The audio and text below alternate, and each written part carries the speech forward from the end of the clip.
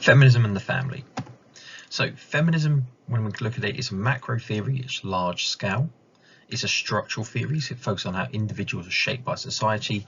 This society we're looking at is a patriarchal society, and conflict is the key here. So like Marxism, there's a source of conflict in society, but this time it's gender. Patriarchy is the key concept. So patriarchy means the male dominance of society or female subordination, and ultimately patriarchy is beneficial to men. I do appreciate the irony of a man explaining feminism to you, but it does highlight the fact that, I'm not mansplaining, but anyone can be a feminist, male, female, regardless of your gender or gender identity. As long as you value the equality of men and women in society, you are deemed a feminist. Now, feminism's gone through lots of different waves. So suffragette movement in the very early 1900s would have been the first wave of feminism.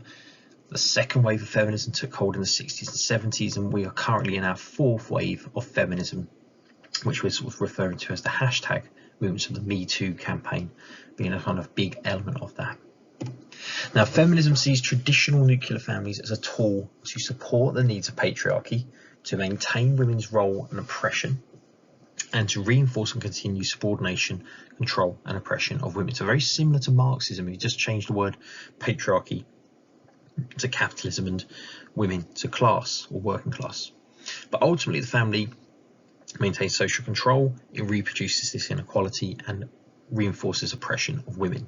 And the role of feminism is to break patriarchy.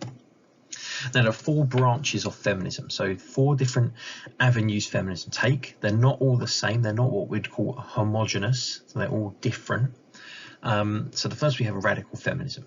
So radical feminism we can link to lots of feminists, but I think Dobash and Dobash are key thinkers here, and they argue that patriarchal heterosexual marriage legitimates violence against women. So research was based on women's accounts of experiencing domestic violence, women who were in shelters. They conducted the research in sort of qualitative ways and quantitative ways, and ultimately what they found was that a lot of violence was triggered by actions women took which would be interpreted as challenges to the husband's power and authority. It does have elements of toxic masculinity, I think, can be linked to this idea of the value or the ideal of masculinity is toxic and to women and men. And also there's been loads and loads of recent research related to this, so particularly research looking at how football and domestic violence do link, and how particularly football teams losing games can see spikes in domestic violence. I think the current climate and the current lockdown situation also highlights some of these issues of domestic violence. We have Marxist feminism next. Now, Marxist feminism is led by Ansley and is a Marxist and feminist combo. So women are doubly oppressed by capitalism and patriarchy. Women's role is to act as the buffer zone to stabilise adult families and personalities. So very similar to what Marxism and Zaretsky and Parsons and Functionalism have previously said, same approach of a sort of process. Wives act as a safety valve for the husband, so it releases their pressure, it calms them down, de-stresses them after a hard day of work, and that benefits the men, which is patriarchy, but also benefits capitalism, because those men are then calm and go back to work the next day. They don't go back to work angry and shout at their boss. And ultimately, when women play their role as the takers of shit, they absorb their husband's legitimate anger and frustration at their own powerless and oppression. So that's a direct quote and a key concept there from Ansley. Now, liberal feminism, not much on liberal feminism. Ultimately, the position of women is improving. We see a march of progress taking place, but we are not equal yet. We're on the path to equality, but we're not fully there. This has been led by social reforms, political change in the family, education, employment and healthcare.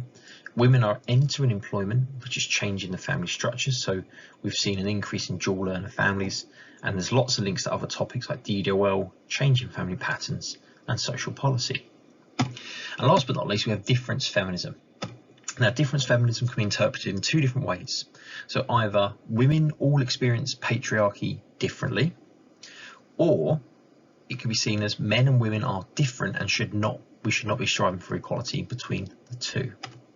So some of the branches of this, so we have black feminism and Mirza, who talk about media stereotypes and racism as a source of oppression and inequality, particularly the stereotype of single parent black families and how that's damaging to the sort of individuals within them. Dunn talks about how gender scripts don't apply to homosexual or lesbian couples, which she predominantly studied. So they're free from patriarchy because there are no men involved in relationships. So there's obviously, again, a different type of family, different study of feminism.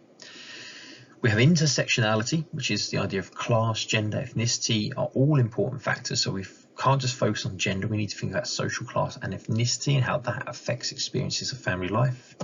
And lastly, postmodernism, which is, again, Stacey saying that we have greater choice and control over the family types, but despite this, there's still a bit of focus on traditional nuclear families.